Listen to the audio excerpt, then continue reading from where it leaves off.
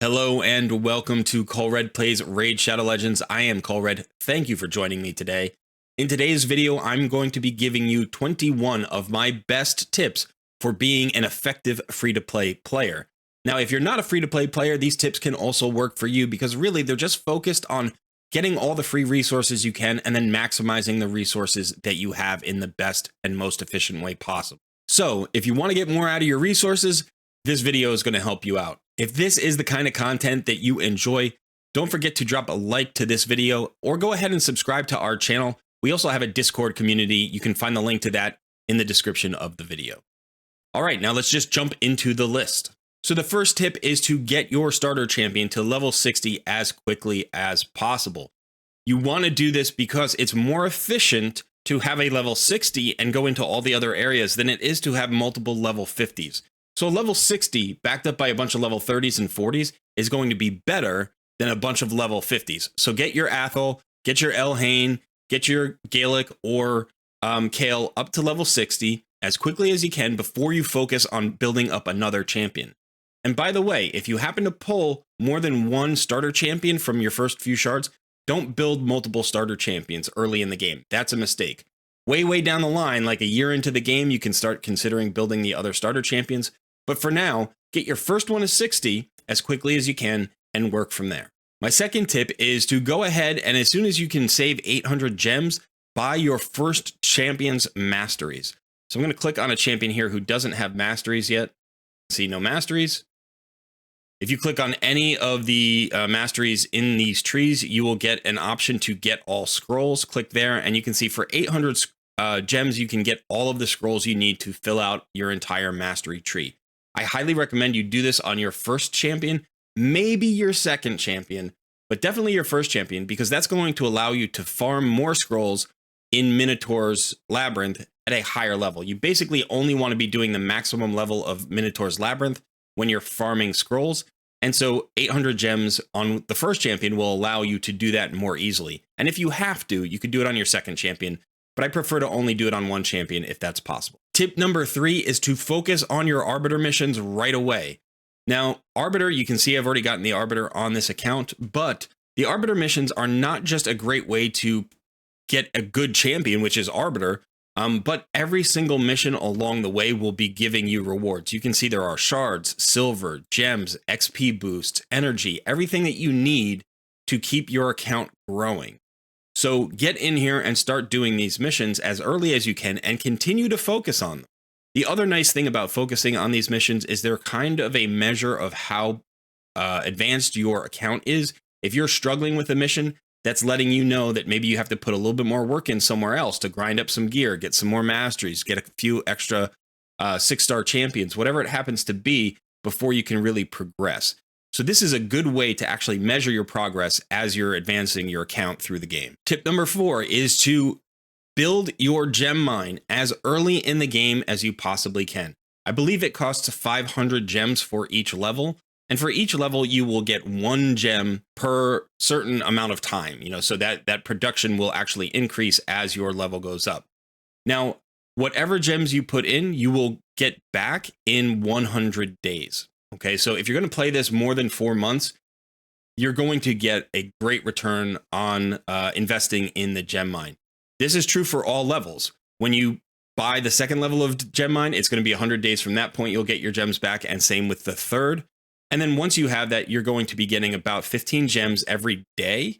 So when you think about how many gems that is in the long run, this is a very good investment. Tip number 5 is to start building your Great Hall right away.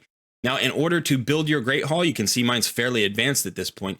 You need to collect arena medals. So get into the arena to start building your Great Hall right away. Now, if you look at any of the bonuses here, you can see that at first it only takes bronze medals. Eventually it will require silver medals. And then finally it will require gold medals. So if you can get in here, you will get these bonuses that will apply to all of your champions and make your roster stronger. Plus, it'll help you progress in arena because you'll be focused on it. So you'll be focused on your arena team. And it's much faster to build the Great Hall when you are in gold than when you are in silver or bronze. It may take you a little while to get there. That's okay. Just keep grinding the arena, get in the arena, have some fun with it.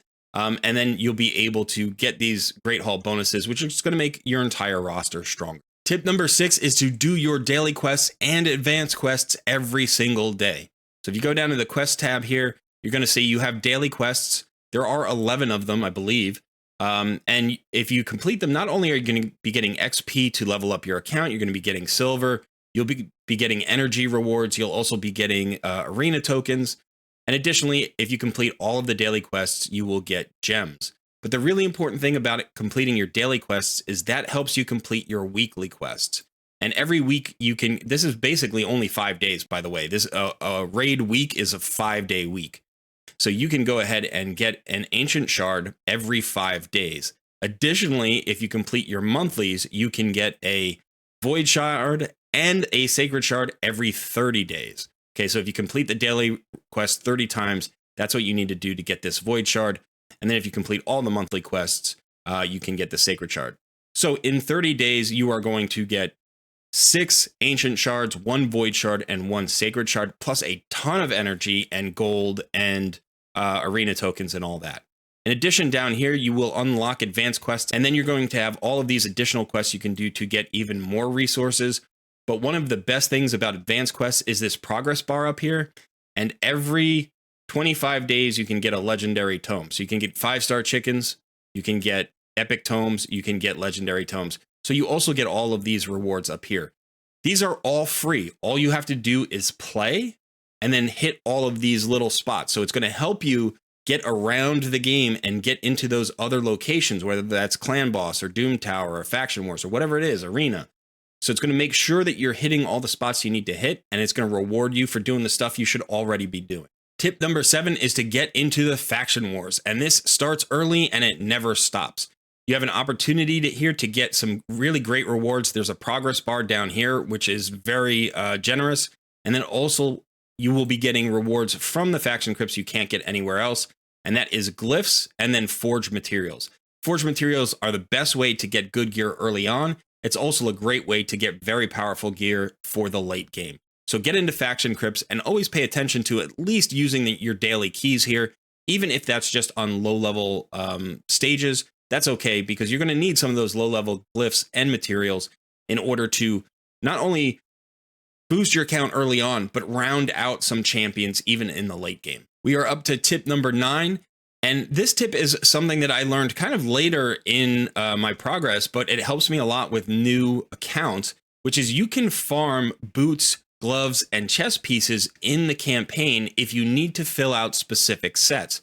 So for instance, if you want more speed boots that have speed as the main stat, you can come here to stage 6 of Palace of Arabia and just farm stage 6. It's not the best for experience or silver, but you'll get more speed boots in the speed set here than you would farming the Dragon Dungeon, right? Because the Dragon Dungeon has all the other sets that it also drops. But here you're guaranteed to at least get a boot. It will always drop a boot. And then sometimes that's going to be a speed boot. The rarity is going to be low, but the stats are going to be the same on the main stat. So it doesn't matter if you get an uncommon or a legendary speed boot with speed stats, you're still going to have the same amount of speed stats on that boot. You can likewise do the same for gloves if you're looking for crit rate or crit damage gloves. You can also do it for the chest piece if you're looking for like a defensive percent or HP percent or attack percent chest piece for a particular champion. Tip number 10 is save your shards. There are optimal times to pull shards, and as a free-to-play player, you always have limited shards. So you want to learn about the different times when you can pull shards. I do have another video on when to pull, so if you're not sure about when the best time to pull is, you can go watch that video. But here you can see we have a portal glowing right now. We've got an event. This is a 10 times event. This is a bad time to pull shards. It sounds really impressive, 10 times event, but you're better off waiting for a 2 times event, which doubles your chances of getting legendaries and epics from the shard type. And remember that you will get a 2 times shard event every 2 weeks. You'll get an ancient shard 2 times event, and then 2 weeks later, it'll be sacred shards, and then 2 weeks after that, it will be void shards. So you'll never have to wait more than 2 weeks to pull some shards. So save them for those events. And then as you progress, you can learn what other events might be worth pulling shards on. Tip number 11 is if you are free to play, it's really important that you focus on high value epics and rares to take to 6 star. you don't want to waste too many 6 stars on rares or epics that aren't of good value, who won't continue to return value for a long time. Sometimes it's okay to invest in just a progression champion who's going to get you to the next level where you can then get more resources. But in general, you don't want to overdo it on rares and epics, and you may see a lot of videos about all the great rares that you could build. But you'll notice I am over 2 years into the game, and I have only 6-starred 1, 2, 3, 4, 5, 6, 7, 8. 8 rares total in over 2 years. I do have a bunch at like level 40 and 50 for faction crypts and stuff like that, but I don't take them to 6 stars. Likewise, if you look at my epics here, almost every single epic that I have 6-starred is extremely high value. There are some champions I probably wouldn't recommend 6-starring at this point, but remember, I've been playing for 2 years, so they served a purpose when I did them, and most of them, the vast majority of these champions, I still use here at endgame. So invest in the right epics and rares, and if you're not sure what those are, just go ahead and watch some videos on the best epics and rares in the game, what they do, and you can begin to decide what kind of champion you need to build on your account at any given moment. And that's going to help you make sure that you don't waste your 6 stars. In addition to those particular champions, there are also a ton of free champions that you can get in the game that you may want to invest in. So for instance, look at the permanent fusions. If you haven't fused Razin Scarhide yet, he is a very good option. Also make sure that you go into your clan shop, because in the clan shop, there are champions that you can get. I've gotten all of these champions already. I'm sorry I can't show you. But Drexthar Blood Twin is in one shop. If you go to the arena shop, I think you can get Yannicka and your Carl. These are all legendaries that you can get for free. You can also get into the Doom Tower and start farming the secret rooms. And the secret rooms give you fragments to collect for champions. And so you can get a champion every couple of months, about every 2.5 months out of Doom Tower. Even the normal level of Doom Tower or the hard level of Doom Tower will have legendaries. So make sure that you're investing in these free champions as you go along and you're pursuing them, so that when you do get them, they're going to be very good champions for your roster in most cases. And so you don't even have to wait for a shard pull event in order to get a good champion. You can just go out and farm them yourself. We're going to stick here in the Doom Tower for the next tip. Doom Tower has some great rewards. So every floor that you clear is going to reward you with something. You can see the reward is right up here in the upper right corner of that floor icon. And then as you get to every 10th one, you're going to have a boss.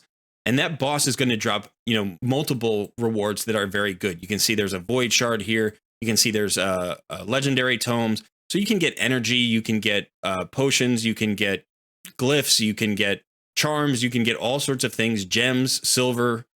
So as you go up, you're going to get better and better rewards. And then at the top, usually you're going to get a shard. Now, this is the hard difficulty of Doom Tower, so the rewards are slightly better than in normal. But you want to clear both every month if you can. You get 4 weeks, and it takes about 24 days if you're perfect to clear both towers, or both difficulties of Doom Tower.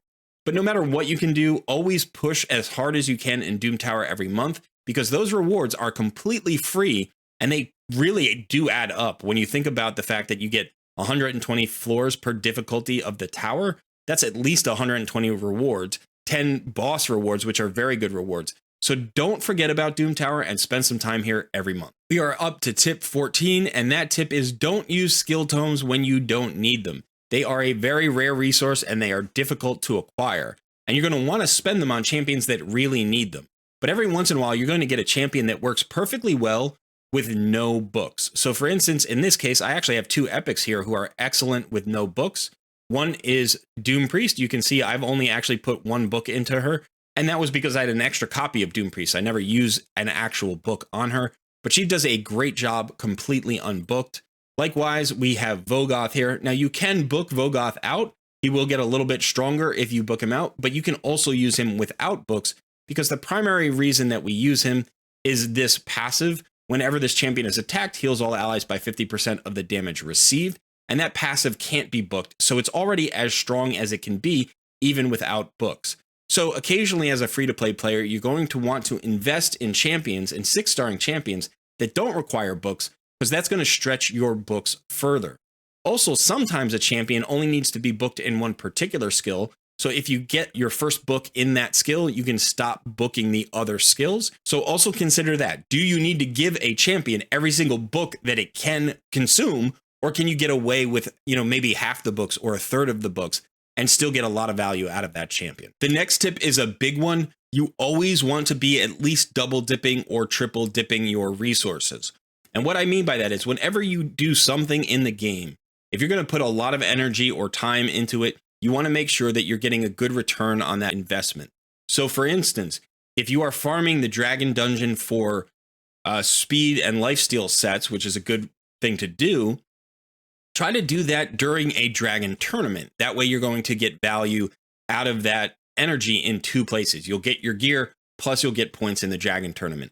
If you can also do that during a clan versus clan event, now you're triple dipping. So the more rewards you can get for the same resources, the better off you are. And that is really a central tenet for free-to-play players. Stretch your resources, get as many rewards as you can whenever you spend a resource. Tip number 16 is a little bit more about organization and maximizing or optimizing your roster. And so what I'm going to suggest is every few days you do some of the things that aren't super rewarding, but need to be done to maintain the efficiency of your account. So for instance, you're going to want to go in here to all of the potion keeps at least every once in a while to make sure you have the pots available to ascend the champions that you are leveling up. Also, don't forget about the Minotaur's Labyrinth. You want to max out the masteries on the champions that you've built to 6 stars. You may not need every single mastery, but you're going to want to get at least the capstone mastery, which is the tier 6 mastery that you can only get once you get to 6 stars. Every champion that you 6 star should have a capstone mastery. So make sure that you're doing that. Also make sure that if you need to grind gear, you're grinding gear, so on and so forth. Anything that you need to do to maintain sort of the optimal performance of your champions, you want to be doing that at least a little bit every week. Our next tip revolves around the Demon Lord. The Demon Lord clan boss is the best place for rewards in the entire game. You will get tons of shard drops here. You will also get epic tomes and legendary skill tomes. You can also get gear here that's pretty good. So definitely be spending time on not only making sure that you use every key every day, if you can, at least 3 of the 4 keys you should be using every day, but do multiple difficulty levels. So if you can 1 key Nightmare, then you could maybe spend the other 3 keys in Ultra Nightmare. If you can, 2 key Brutal, then spend a key on Hard and a key on Normal. Get as many rewards in here as you can, and make sure that you are advancing your clan boss team as a priority. Don't be afraid to learn about speed tuning. Speed tuning is really going to help you get into those upper difficulty levels faster. And remember, the faster you get there, the faster you start collecting all those great rewards, and that's going to snowball your account. So definitely invest in improving your clan boss teams and use every key that you can every day. For tip number 18, we're going to stay with clan boss fights, and then we're going to talk about Hydra. Hydra is an excellent fight to start getting into, because it rewards you with Mithrala fragments. And Mithrala is an amazing free-to-play champion that you can get. And even if you're just getting the novice chest on the lowest level of difficulty, that's going to get you started with acquiring fragments. Remember that you get 3 keys per week. So you can use 1 key or all 3 keys, but don't forget about it and then miss out. Because one of the things that happens is, you can forget, oh, I can do it tomorrow, I can do it tomorrow, I can do it tomorrow. And you don't remember when it actually resets for you, and then you just miss out on Hydra boss, and that puts you back a week. So try to get in here at least sometime in the middle of the server week to get your Hydra clan boss keys going, and try to get at least the smallest chests that you can. But obviously, do as many difficulty levels as you can, just like with clan boss, and get as many chests as you can so you can collect those Mithrala fragments. Tip number 19 is join a clan. And also, don't just stick with the clan that you first joined if they're not helping you out, if you're not having fun in that clan, or they're not improving, your performance in some way. So join a clan, and then make sure that every week you go into the clan quests and pick up your clan quests for that week, and then go ahead and complete those quests, because the clan shop actually offers a lot of really nice rewards, and you want to be collecting that clan gold all the time. So, you can get great accessories here. You can get even shards. You can see I'm going to buy a void shard right now. That's awesome. So yeah, you can get skill tomes. I'm going to buy that too. So get in here, get your clan gold. And again, a clan can also be a resource, right? You guys can work together in order to, acquire clan versus clan rewards, or you can talk about team compositions, maybe improve your clan boss team by sharing it with your clan mates.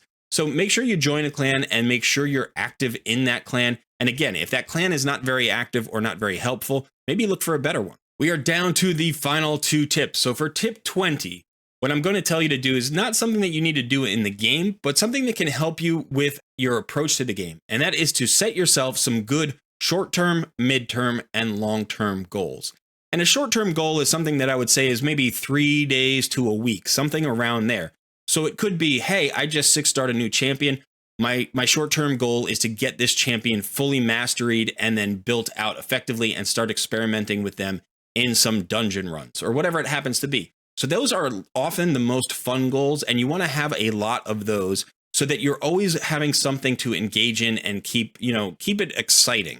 So yeah, I'm going to build this champion, or hey, I'm going to experiment with my spider team, my spider 20 team this week. See if I can shave off a minute off of my farm time or something like that. Having short-term goals can really improve your enjoyment of the game.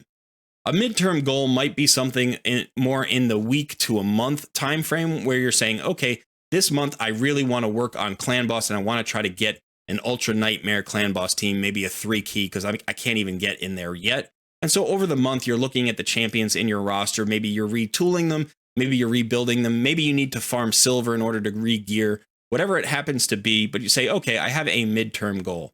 And then you want to have a long-term goal, maybe more than one long-term goal. A long-term goal could be, hey, I'm in silver 2 right now, and I really want to get to gold 5. That might take me 2 or 3 months.